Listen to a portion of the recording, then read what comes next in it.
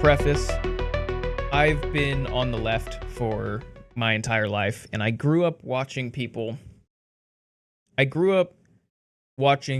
some of the early breadtube YouTubers. I grew up watching the Young Turks. Certain people, I will say, on the Young Turks, way more than others, but I would tune into most of their videos and just kind of sift through it.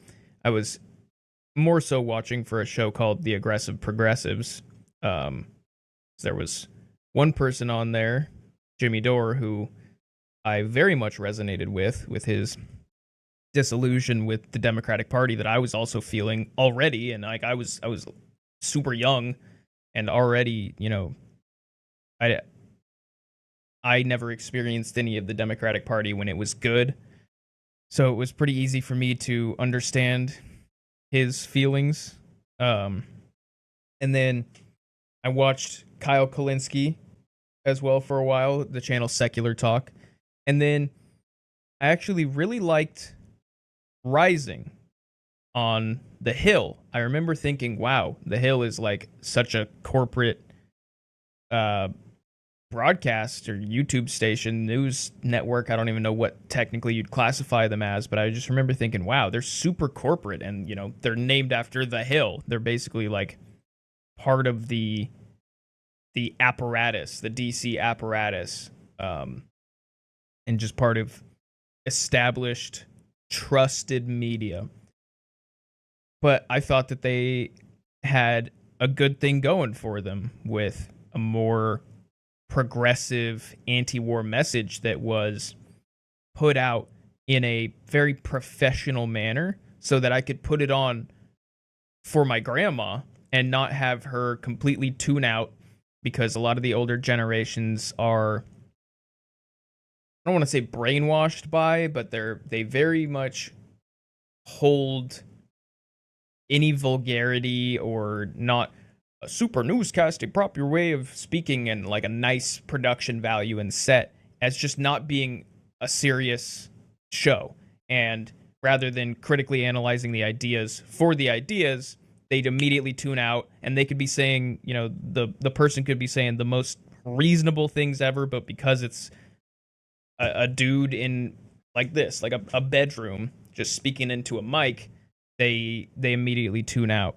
So I really liked it, seeing the more populist, in a way, left and kind of the more populist right from Sagar, although he is straight from, I'm blanking on the name of it, but right-wing think tank. He's, as much as I still do like Sagar, like, the guy is definitely still entrenched in some of the established conservative circles, even if he does speak a little bit out of the orthodox.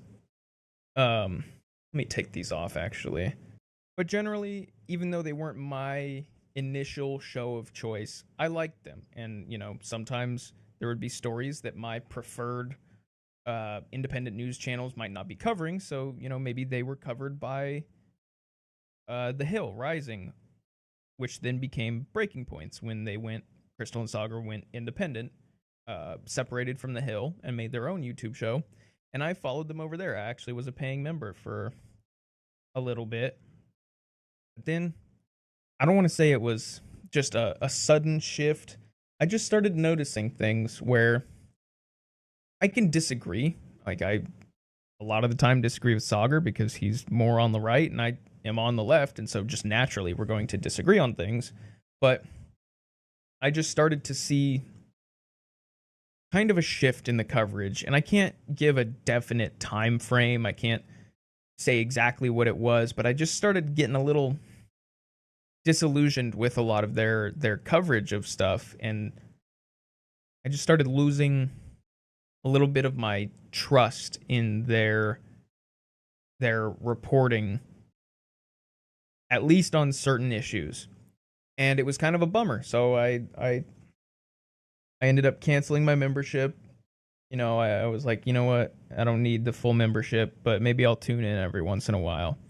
And so I continue to. I still tune in just to see what they're saying, because it's nice to keep up with what their audience is believing, what the Overton window has shifted to for them, and if they've changed on any issues, and just kind of, it's interesting.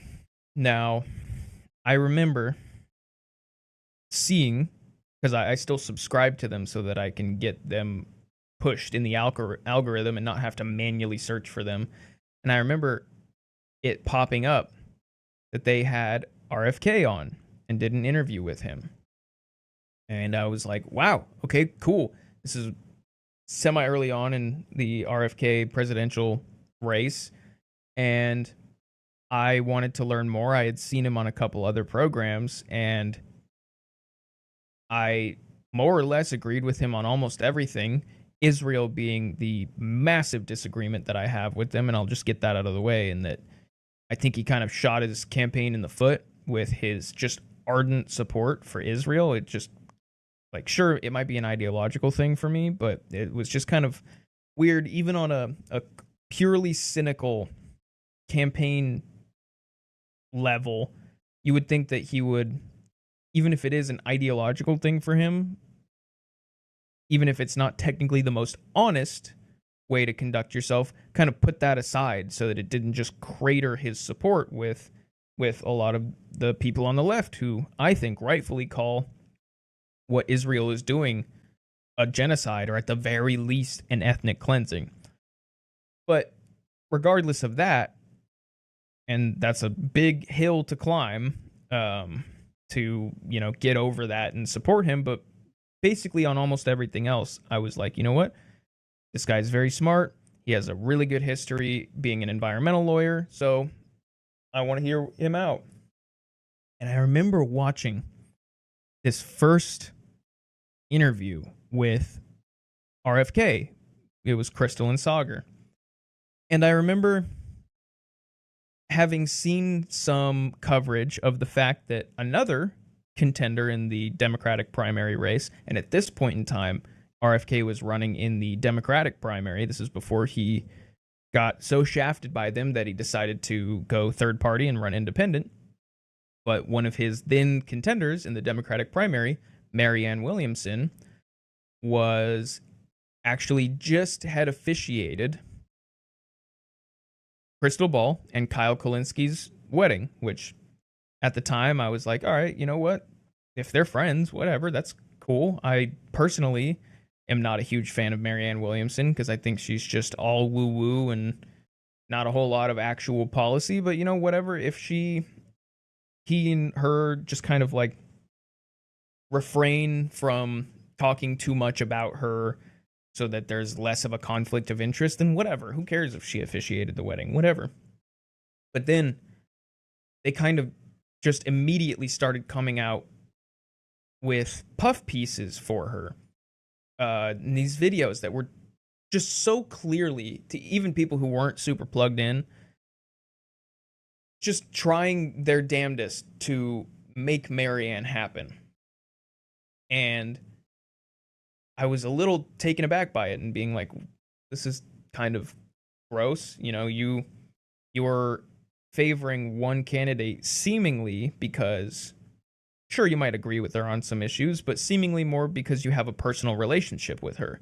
And that's just a little gross from people who, you know, have this claim or this idea of being objective and trustworthy. And I remember seeing this video. Matter. Well, Pete's not running because Pete's a good little boy playing within the Democratic Party and like waiting his turn and all that stuff.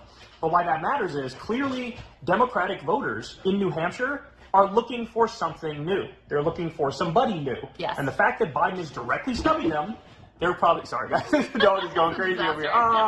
The fact that Biden is directly snubbing them is, I honestly think Marianne kind of overnight just became a serious contender. Because, so the Washington Post now has given her sort of like an unintended assist, right? Yes. New Hampshire clearly is pissed at Biden.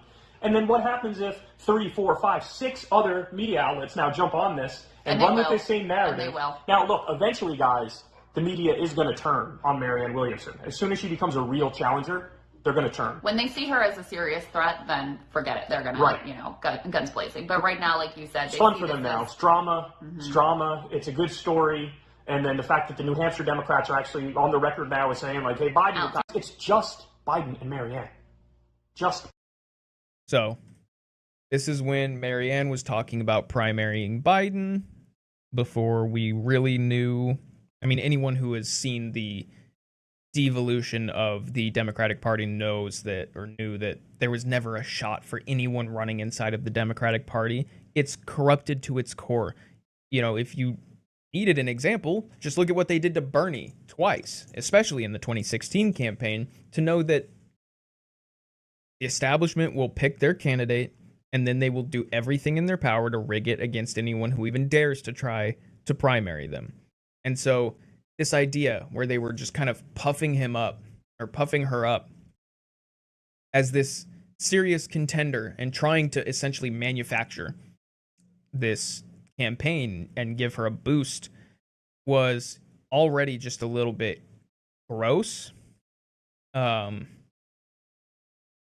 I remember it just kind of rubbed me the wrong way. And then they had, on Breaking Points, Krystal and Sagar interviewed RFK. Now I want to see the exact May 17th. So I remember the Krystal and Kyle interview, or marriage, and the whole Marianne thing was around early 2023, sometime in January. And so it wasn't too long after that RFK, and I'm actually curious of when he joined the presidential race. April 19th, 2023, RFK announced. So this interview was May 17th, or at least that's when this video was posted, probably not long after the actual interview happened. And so literally a month after he announces, they have RFK on for an interview. And a month after he announces, and 2 to 3 months after they are married by one of, at this point, RFK's contenders.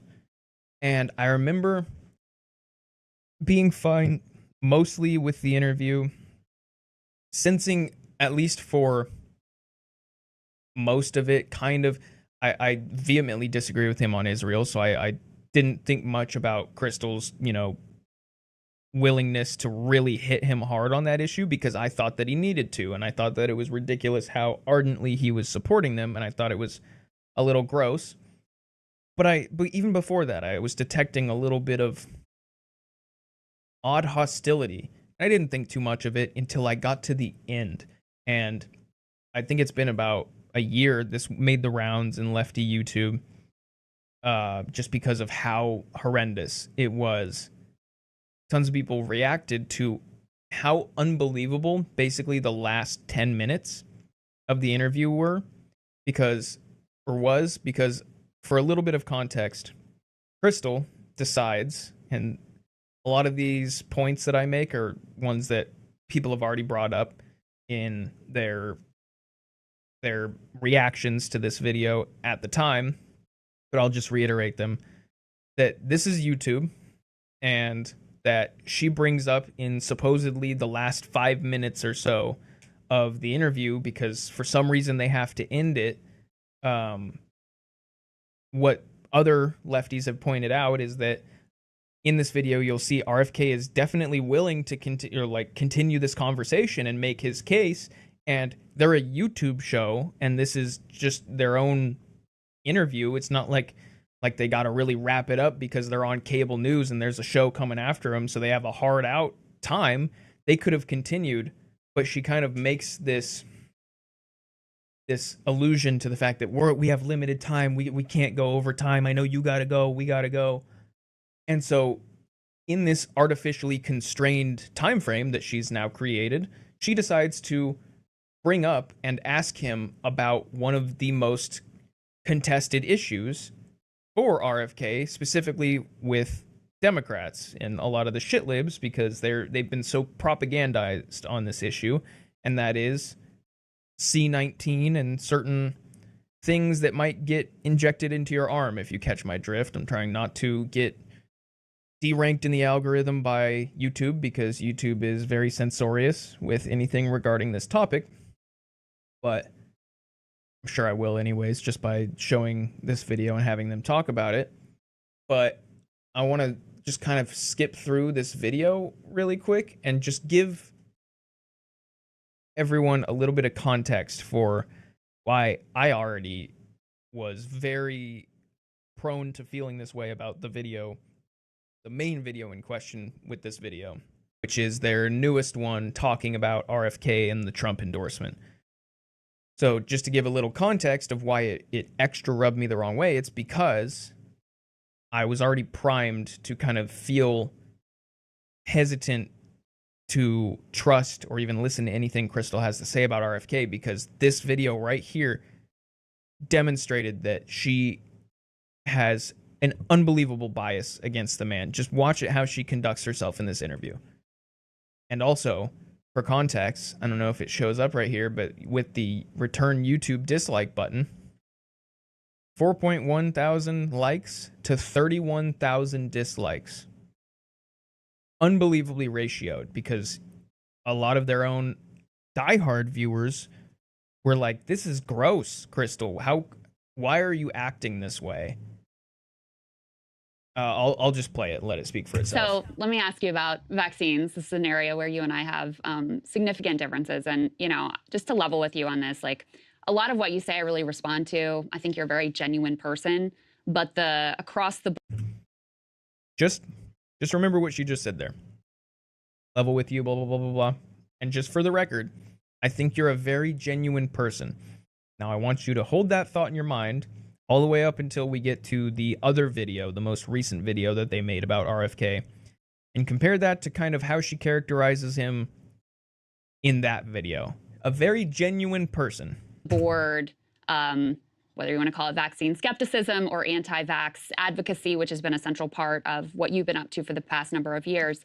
For me personally, it's an issue, and it's a real sort of red line. And I know I'm not alone in that, especially running in a Democratic primary. There are going to be other millions of people who think like I do. Well, but just tell me where you think I got it wrong.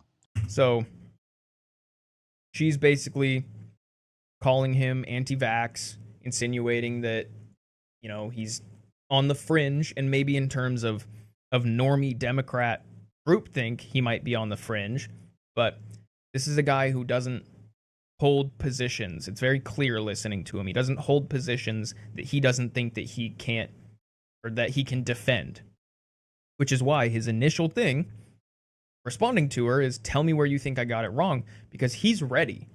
He is ready and educated on the issue, where as soon as she brings something up, he will be able to correct it from, you know, the data that he's seen, and they can actually have a maybe scientific discussion, which I think he's a lot more qualified to have than she is. And I think you'll see that she's very much, and he even calls it out in this video too, she's very much just parroting what she heard from a lot of the health agencies who have been demonstrated to have conflicts of interest and, dare I say, lie. You know, they do, whether it be through omission or through direct, clear conflicts of interest. And he even calls it out at some point. Well, I think you get it wrong when you draw a correlation between the rise of things like autism and the introduction of vaccines when there isn't.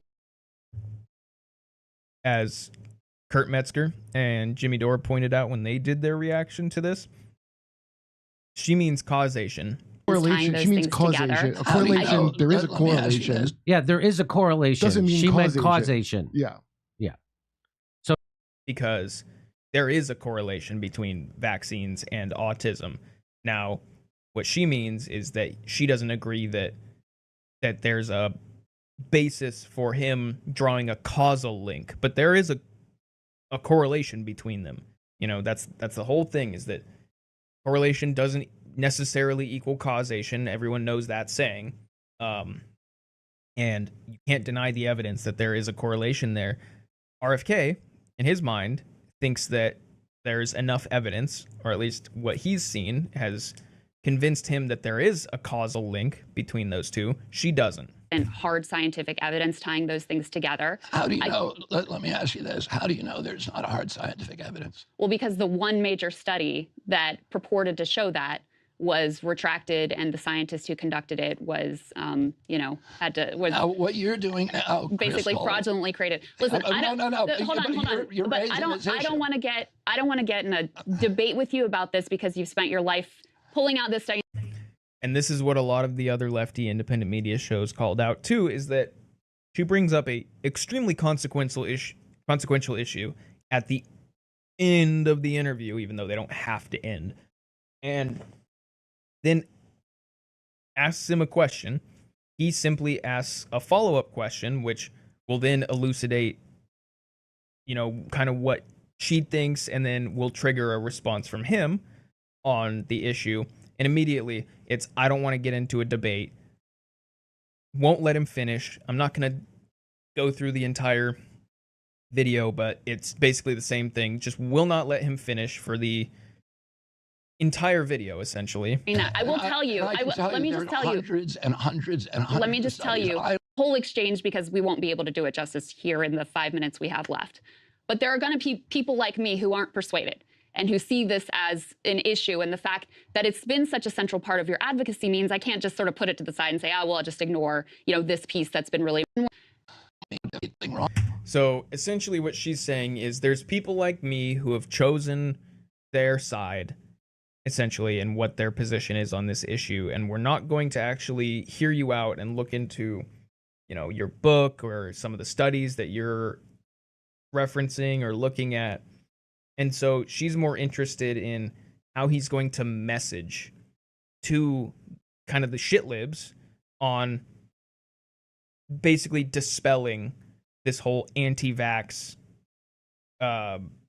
smear that's been lobbed against him. And I don't necessarily think that inherently it's an invalid question, because in terms of just pure horse race strategy, that that is a fair question to ask. How are you going to message to these people who are so entrenched in their their bubble and their preconceived notions that you probably can't sway them with actual facts?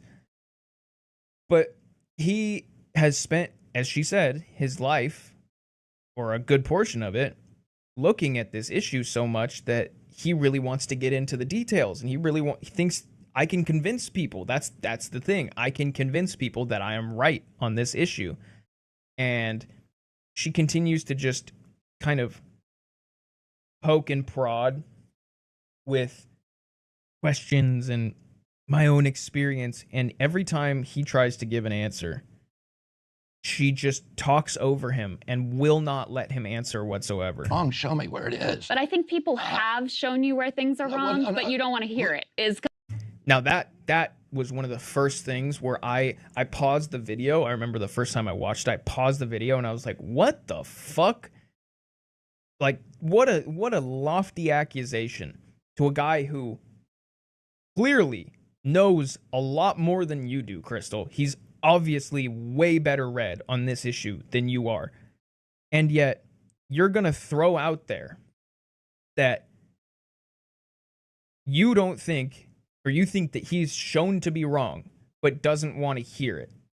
And it was funny, Jimmy and Kurt also pointed out it was a funny joke that, and I'm probably going to butcher it, Jimmy delivered it great. Krystal, did you just say that you think people have shown him where he's wrong and he doesn't want to hear it? Because that's weird, because he just literally said that he'd like to hear where he's wrong.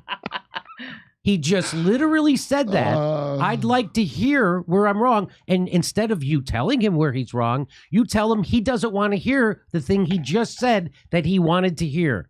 Actually, it sounds like you, Krystal, don't want to hear it. But that, literally, what was it? Just a minute or two ago, he said, what do you think that I got wrong? Tell me what you think I got wrong. And then she accuses him of, I think you've been proved wrong, but you just don't want to hear it. the irony of that and just the lack of self-awareness and honesty exuding from Krystal in this segment, especially of this interview. It blew my mind, and it kind of reinforced my conviction for unsubscribing from their members only, and just kind of infrequently tuning in, because I was like, wow, they kind of fell from grace from this show that I used to like and really had an open mind, and I thought that I could trust. Because I've seen, numerous fact checks. Dr. Vinay Prasad, who we, really respect on that was debunked. COVID vaccine. He went through your interview with All In. He did a fact check. I mean, it's not. And I people did have a fact check of Vinay, and you should read that. I will take a look at it, but no, she won't. I don't think that it's fair to say Krystal, nobody has ever pointed out anything that's been wrong. Well, here's what just the smugness on her face. Just look at her face in this say part. Nobody has ever pointed out anything that's been wrong. Right there. That's been wrong. It just irks me to my core. Well, here's what you just said. And at this point, I was also like, okay, maybe his stance on Israel pissed you off, but like almost every single politician, for worse, obviously, is Israel hawks. So why the like kind of not exclusive, but like the special vitriol for RFK? About me, that I'm sort of hard-headed and stubborn and just won't give in. Easily. So he gives a nice little answer. Supposed to do ballot. So read my response to him. So you say this isn't what you're leading with, but I just have to say, as someone who Salger just kind of sitting there, not getting in the middle of it. I wish he would have fucking had some balls and been like, I don't know, checked his co-host, but I'm sure that would have caused more issues than just staying silent. Is watching your candidacy closely. People like many, So how is this going to impact the way that you govern, or does it not at all? I mean, I'm going to govern according to, what evidence-based medicine. That's So let me give a specific question. If there's another pandemic, operations develop approach, which means what? Which means, the efficacy information. Instead, an instrument for, totalitarian control, but let's use it for something good. Let's link all 15 million doctors, frontline physicians all over the world. Great idea. Data sharing between all of the doctors around the world. Actual fantastic policy proposal. Guy has definitely thought about this issue. And find out what their unvaccinated did much better than our. Many of those countries, because there are a lot of different factors in. Clearly, she didn't want to get bogged down in this issue. Oh, you're much more well-read in this issue, but let me just interrupt you at every single turn and then essentially just parrot talking points.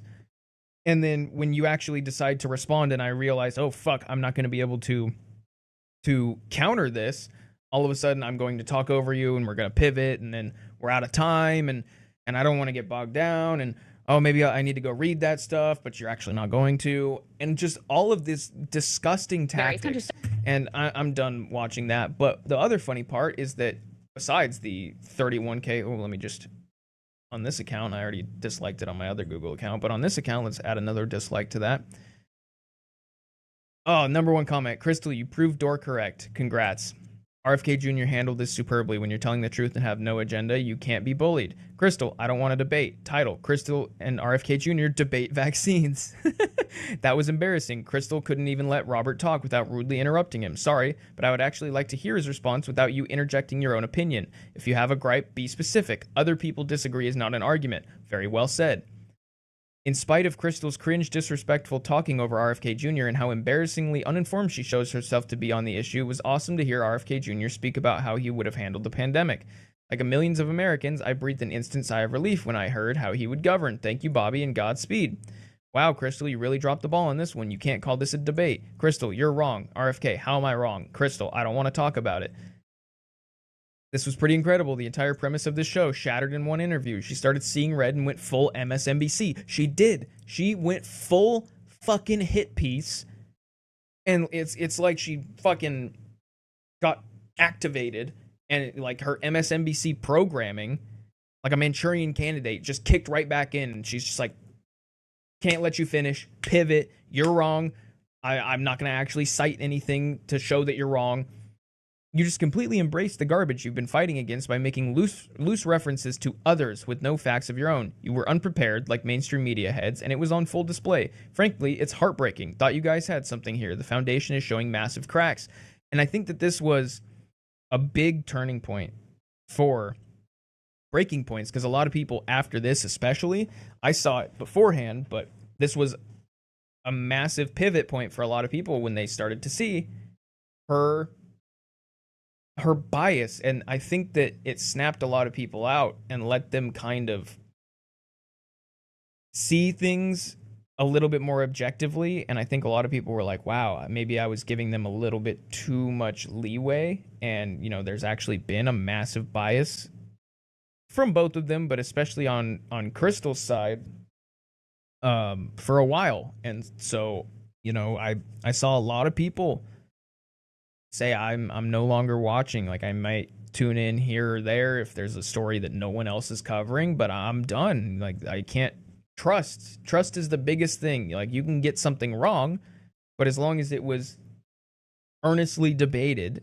and you just happen to be on the wrong side of the issue, there's a lot more forgiveness there than if you are a cynical actor who has a little bit of dishonesty, to say the least. Real mask off moment for Krystal. There was no debate here, just Krystal baselessly asserting she's right and he's wrong.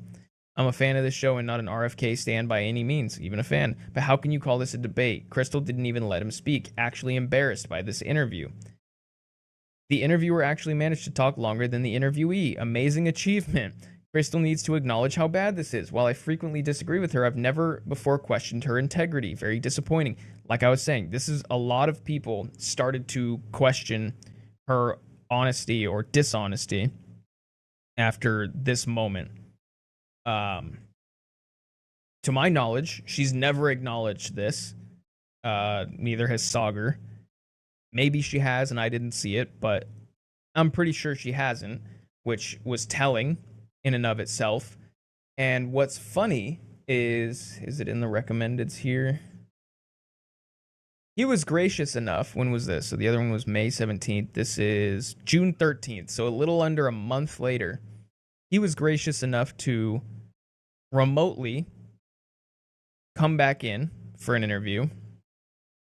Let's Very see. excited to I remember welcome watching this and like with bated breath, especially, but I really want to see, does she even acknowledge the other interview at all in this second interview? Back to the program, RFK Jr. He, of course, is presidential candidate, activist, and author. Great to see you, sir. Good to see you, sir. Thanks for having me back.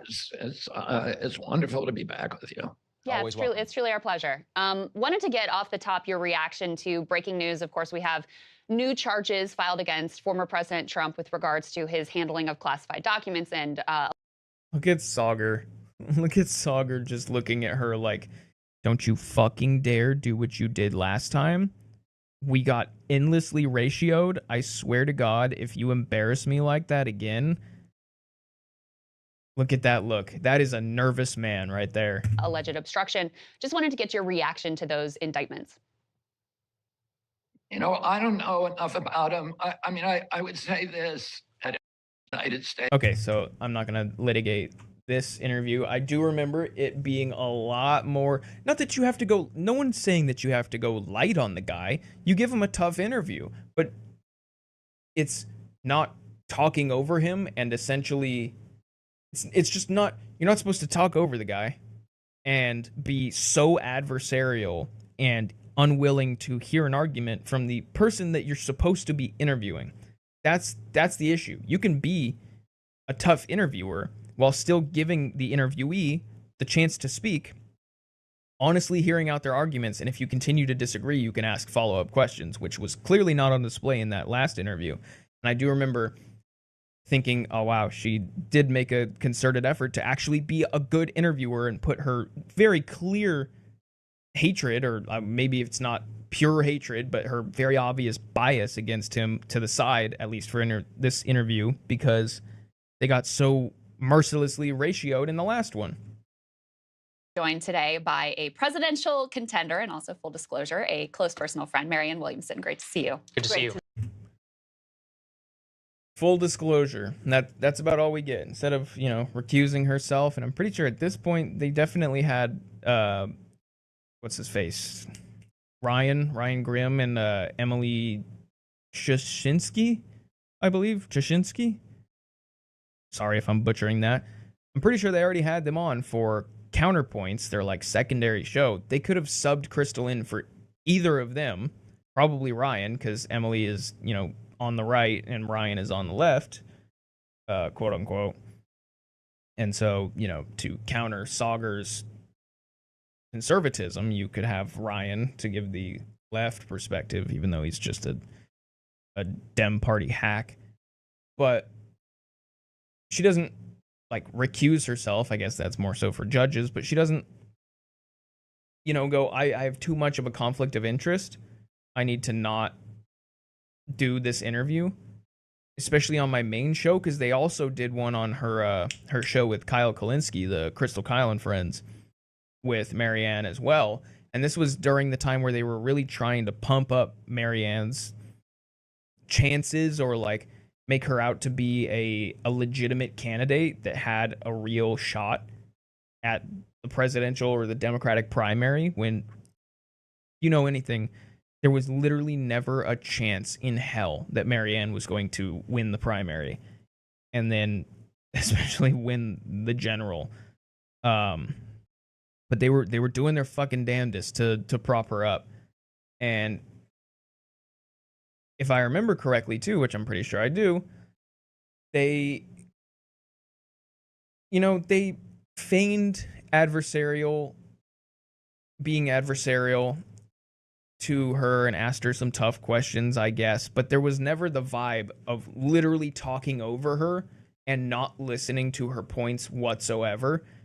And whether it's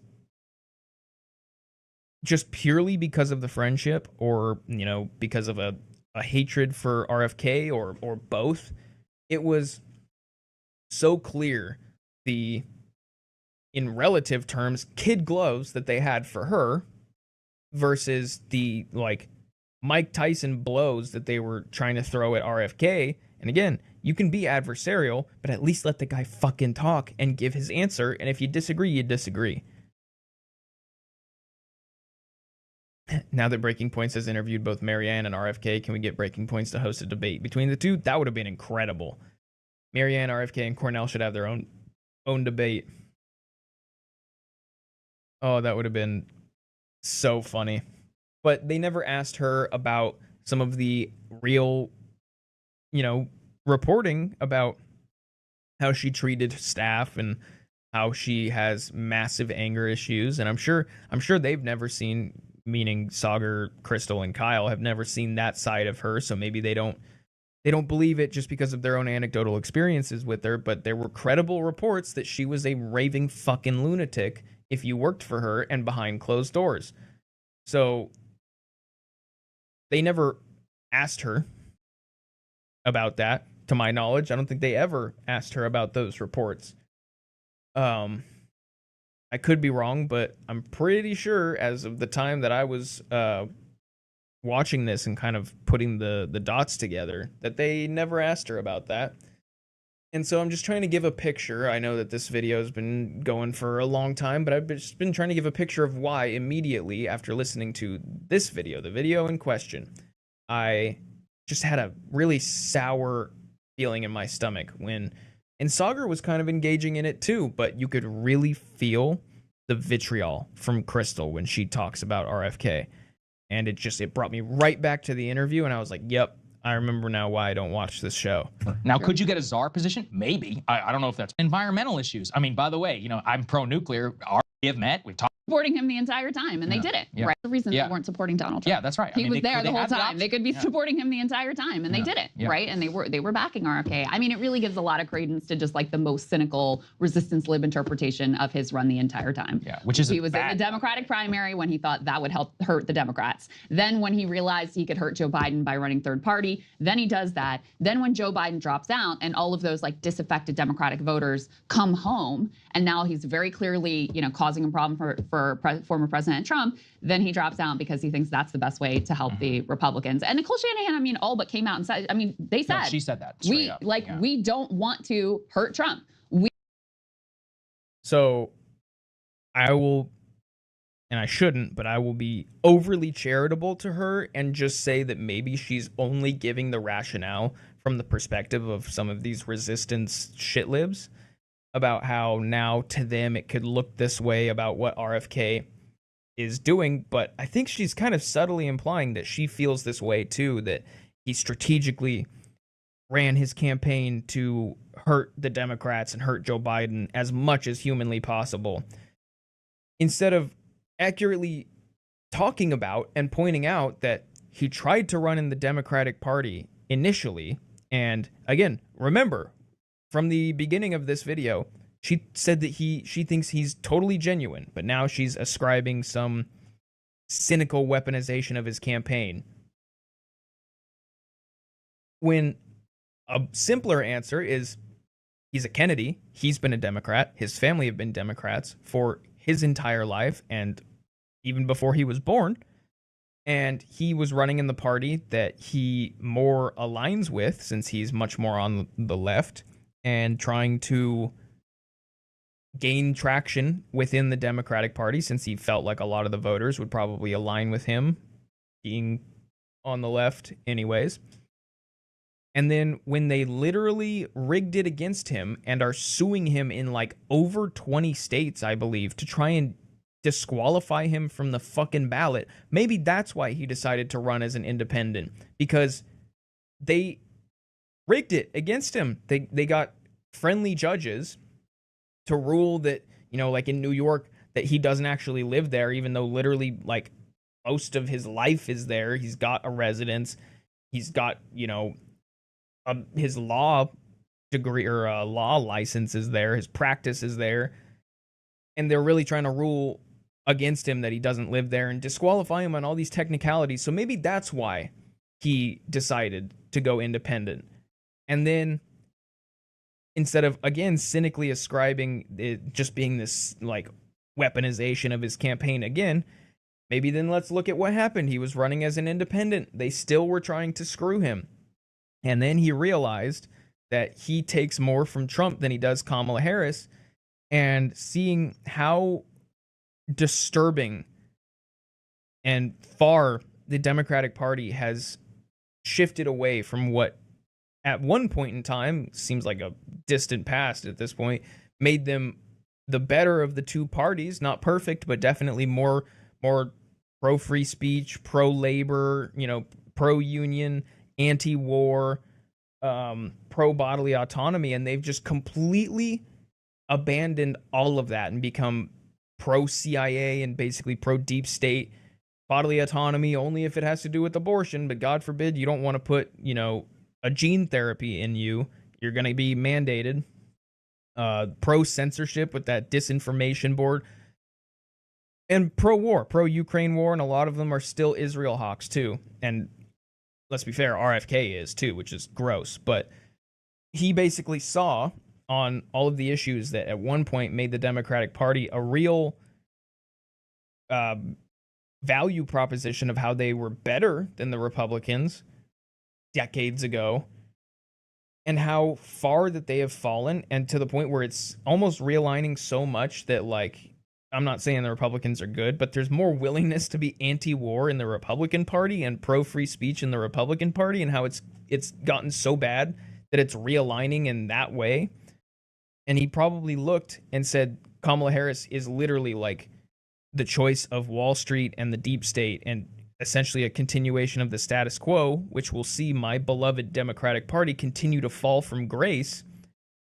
And he made the probably difficult lesser of two evils argument that he could do more for the country inside of a Trump administration than essentially not having any position of power under Kamala. Because if you watched his interview with Tucker, he apparently reached out to the Kamala Harris campaign and could barely even get a meeting with a staffer.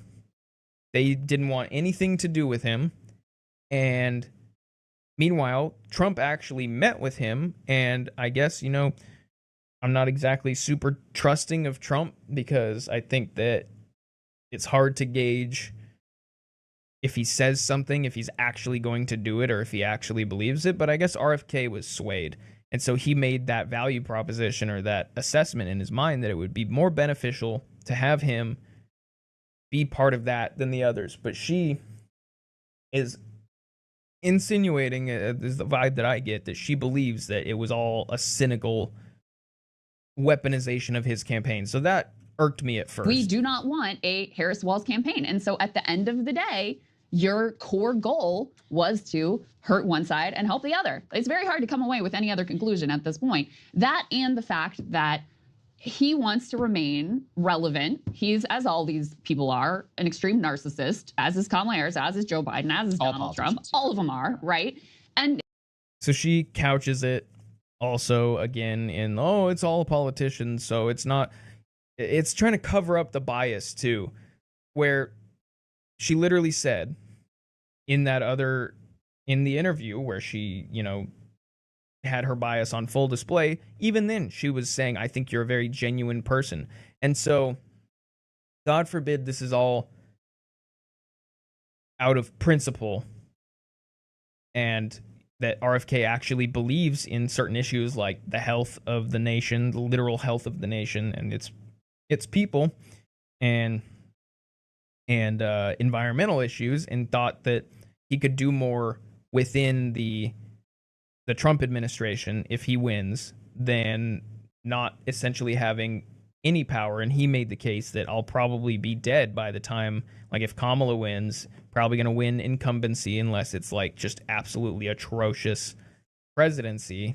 And I'll be too old to run. So this is my best bet to actually affect things in this country. But no, it's not out of principle and actually believing in an issue.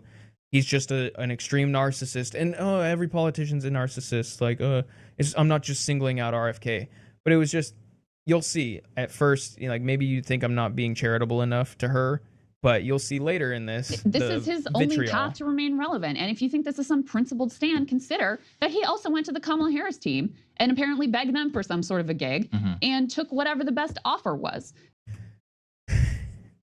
Fuck you, Krystal. Jesus Christ. It's just like, it's dripping off of her, the hate for RFK. Fuck you. He went to Kamala's campaign and begged her. Well, I believe what he says more than I believe what was leaked to the media by Kamala's campaign. And what he said on Tucker was that he was going to have a meeting with her and thought that it would be, before he goes and meets with Trump, because he, I guess, was still holding out some belief that the Democrats weren't just completely corporate captured, shells of their former selves. And he just wanted to hear them out, or for them to hear him out and see what they could come to an agreement, and could barely even get a meeting with a staffer. So this whole, he went and he groveled and he begged for a spot, and he just took what was better for him. It's just such a fucking dishonest and like less than uncharitable, like an active, cynical framing of what happened to make RFK Jr. just look like the most self-interested, cynical actor And it's just fucking gross. So if you think this is about some kind of a principle, I mean, it's sort of preposterous. He decided he wasn't going to win. He wanted to maintain his relevance. This is where he could get, the best deal that was on the table. And so that's what he did. And just to your point, sorry, we could put the next piece up on the screen about the way he was talking about Donald Trump. Just to quell any speculation, under no circumstances will I join Donald Trump on an electoral ticket. Our positions on certain fundamental issues, our approaches to governance, and our philosophies of leadership could not be further apart. Now, the cope I saw on this one was, well, he's not technically on the electoral ticket. Okay, all right. Well, continue though. Go to the next one. Go to the next one. This is, he maybe lays it out in even greater detail. I won't read all of this, but it is a long screed about how terrible President Trump was. Let me look up the definition of screed. I'm just curious. A long speech or piece of writing, typically one regarded as tedious. Even the word choice is framing RFK as essentially dishonest when you literally had Kamala Harris call Joe Biden a racist, and she's now the vice president to him, effectively the president, with whoever handles Joe Biden, because that dude's literally got his brain leaking out of his ears. But she's even acknowledged this in the past. He was running inside of the Democratic Party. If he, because of the Trump derangement syndrome, which clearly she even has a little bit of, within the Trump deranged Democratic Party, if you literally give him any credit, even where he actually deserves it, and I'm not a fan of Trump, but if you give him any credit whatsoever, even if it's actually deserved, you will get chastised and, a slap on the wrist by the Democratic Party hacks who you cannot acknowledge anything Trump did good. Everything by definition that Trump has ever done and ever will do is bad because Orange Man bad. And so, of course, he has to come out here and he's running a campaign against the guy at this point. He has to make the case of why he's better. And at this point, it was for a mostly Democratic Party audience. He was running inside of the Democratic Party. So to frame this as if it was just evidence, like pure evidence of him being a narcissistic actor and not understanding and listening to his speech, and you don't have to take it at face value, but even giving any credence to his explanation of how he ended up in this position, it denies reality, and it shows an unbelievably disgusting bias by her. And the more I watch it, the more it's fucking boiling my blood. Basically, what I skipped through is them talking about how he's doing a disservice to third parties. And look, I think that you can debate if dropping out and endorsing Trump was the right decision, the wrong decision, whatever. But what comes after this, and just the way that she frames it, and then also what she says, I immediately paused it and went to the comments, and thank God there were some people that I saw that restored my faith in humanity. And I'm like, oh, it's just like the RFK interview. People see through this fucking bullshit that she's spewing right now, and just this, it's just so gross how deep the hatred runs. So different. The Trump and in that vein, let's continue Republicans to begin the nice to me. You would probably think it's coming up that you care about third-party movements and independent candidate movements. A number of the states that RFK was able to get on the ballot line he took the ballot line of other smaller third parties. Yeah. And now those parties are like really kind of screwed. So there's that dynamic. And then there's just always like the whole conversation about Jill Stein, Cornel West, and RFK Jr. Always that comes from the media, and yes, from the Democratic Party in particular, is these are just right-wing plans. And you gave a lot of credence to that now. You gave a lot of credence to that very, unfair and oftentimes untrue talking point. So I think he's done. Let's not let what corporate media is going to say about us affect these hard decisions that we have to choose. And by that, I mean what RFK had to decide to do. If he literally just executed every decision based on what corporate media was going to say about him, he would just be another shitty Democrat. So I think that line while true is, they're going to use this in the future, it's not like the corporate media was going to give a third party a fair shake in the first place. So I just find that line of reasoning to be overblown and also a little disingenuous. Incredible damage.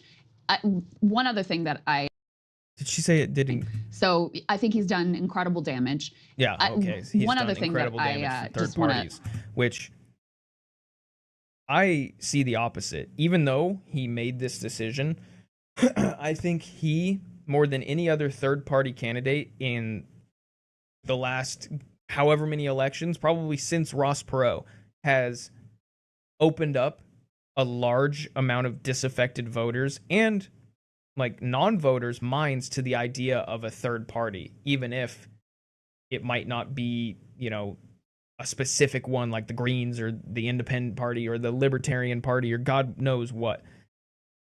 I think he kind of shifted the Overton window a little bit and also was a lot better than Bernie Cuck Sanders at showing how fucking corrupt the Democratic Party is and how the lengths that they are willing to go to deny you a fair primary and fair election.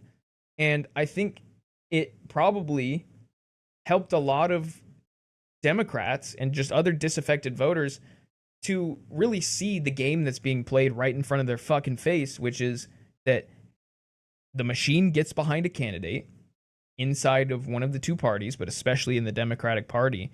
And if you try to mount a populist campaign from the inside, the party that's supposed to basically be neutral and just like whoever the voters want within that party rises to the top, and then we just nominate them at the convention, and then boom, we go to the general and we put the weight of the Democratic Party and all of our resources behind that guy. No, they pick who they want beforehand.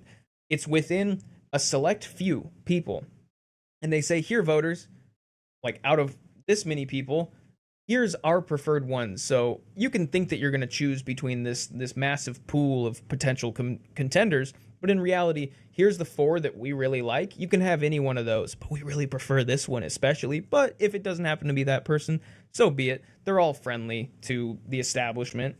And so I think RFK's campaign really helped a lot of people to shake this notion that it's just the cream of the crop that rises to the top in the Democratic primary and the Republican primary too. But there's at least a little bit more chance of, having the will of the voters reflected in that one. They don't have super delegates whose entire job in the Democratic primary and convention is to subvert the will of the people. It's like, oh, if they're voting for someone that might be a little too populist or people that we don't like, super delegates get activated and they can basically swap against the popular vote of the actual voters inside of the Democratic Party. They can just say, yeah, we know you won by a landslide in terms of the amount of votes that you got, but votes don't really count. It's the delegates, and we have the super delegates on our side. The most anti-democratic process ever in the party that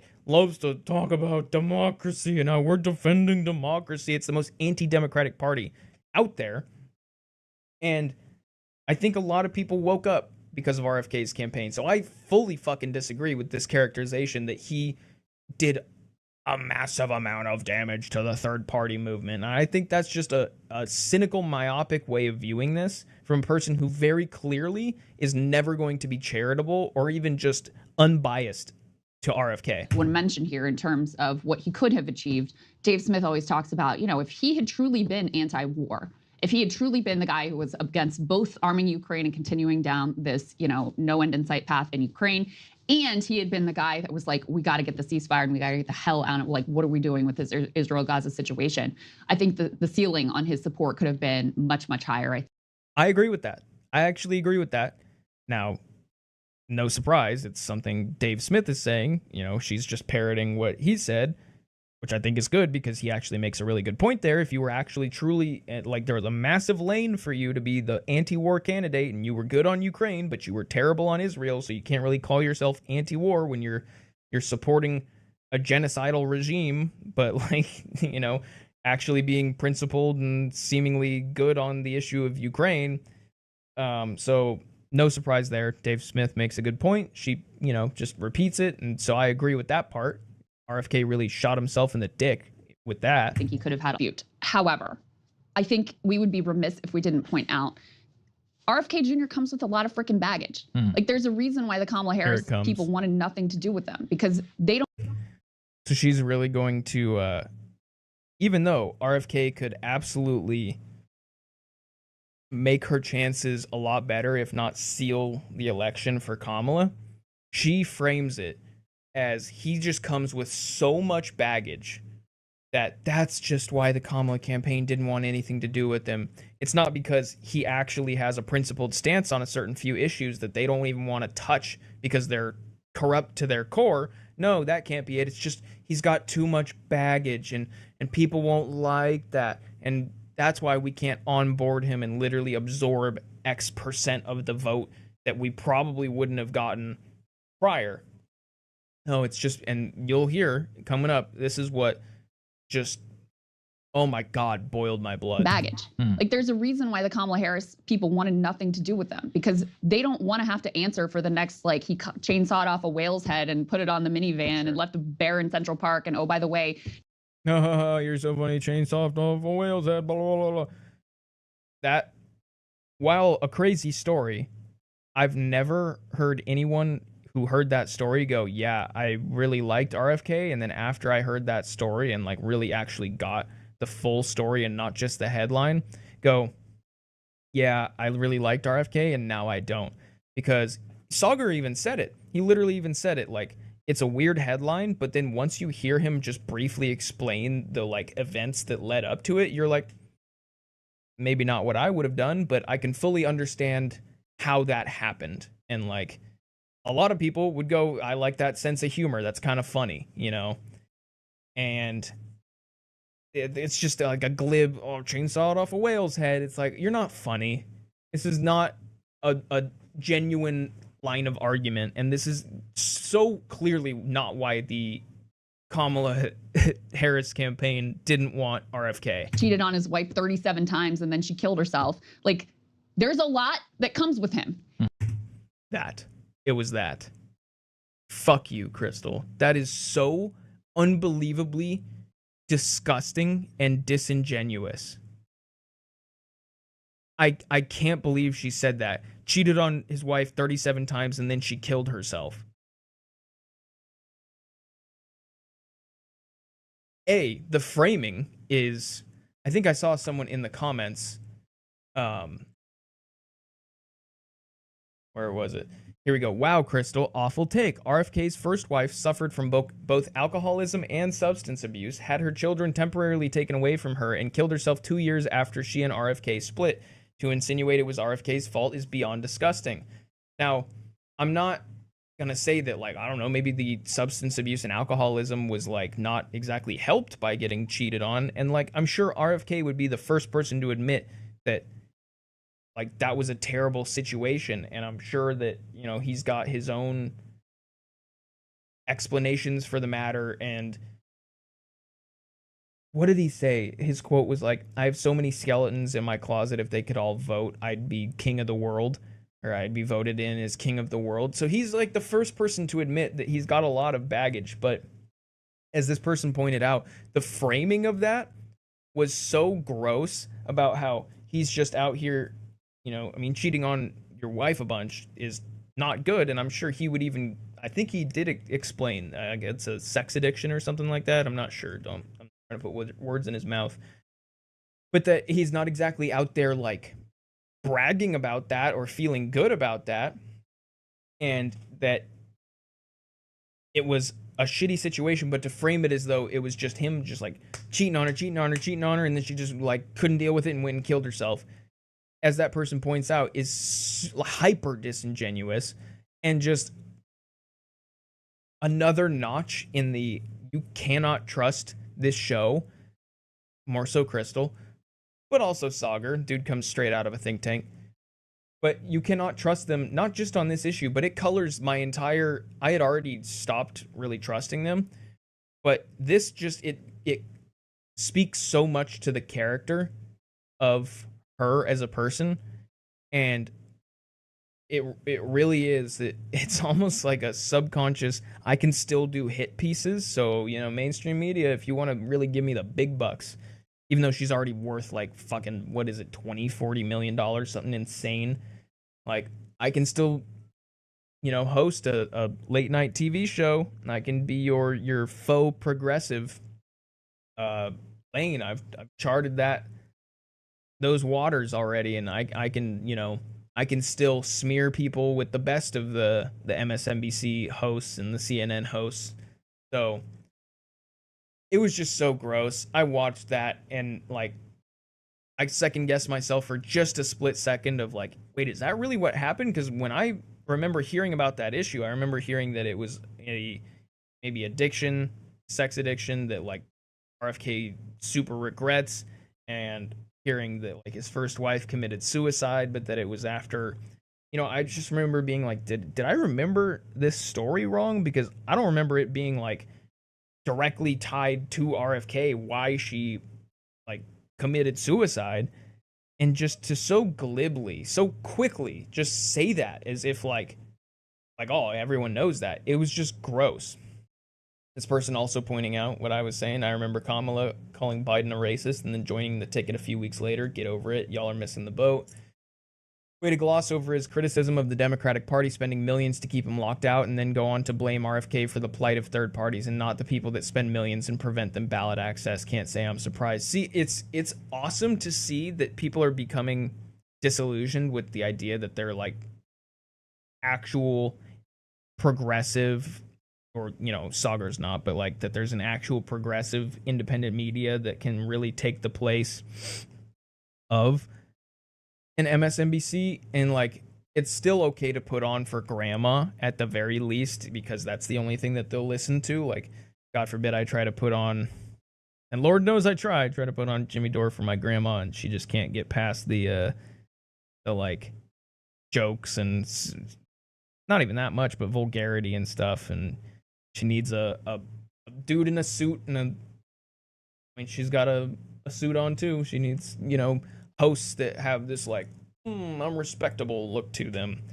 to actually listen. So I guess it's good enough for your shitlib brainwashed grandma or grandpa, or, you know, Republican brainwashed grandma or grandpa. But for actual, you know, thinking that we have a voice, a real progressive voice in this popular independent news media show, I became disillusioned with it a while ago.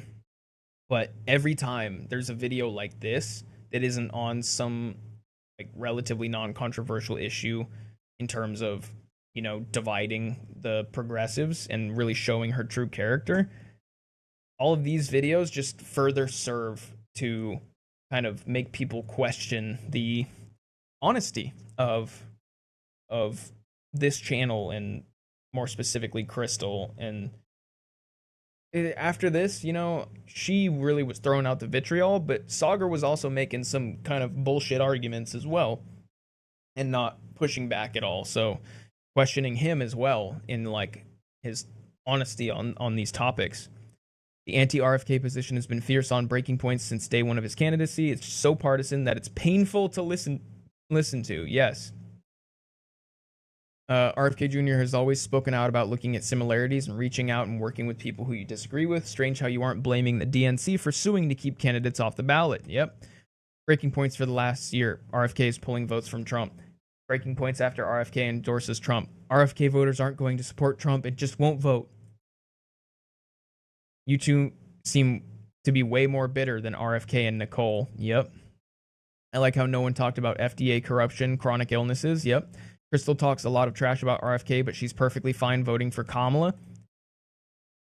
I'm so disappointed in how far Breaking Points has gotten from their roots. In their constant attempt to be seen and respected as a legitimate news program, they have conformed their perspectives to be as mainstream as all the others. Rarely do they have a disruptive take or a perspective we can't get other places. It's all been stripped down, and it's incredibly disappointing. Yeah, they're MSNBC light with like a flare of progressivism on like anti-war issues. Their take on RFK was as unoriginal and surface as it gets. I'm sad that this once disruptive program has lost their way over time. Yep. I lost interest in the Kennedy campaign over the Israel-Gaza stance, but we should be 100% clear. Now, yeah, the Israel-Gaza stance is a complete non-starter. I don't know why he would do that. Krystal's claim that RFK's decision hurts the third-party movement is laughable. Actually, the failure of the alternative media outlets like Breaking Point's consistently regurgitating mainstream media views has done tremendously more damage than RFK ever could have. They were supposed to be better than this. I love this. And right now we're sitting at a healthy 3.9k likes, 2.5k dislikes, and I think people are seeing through it.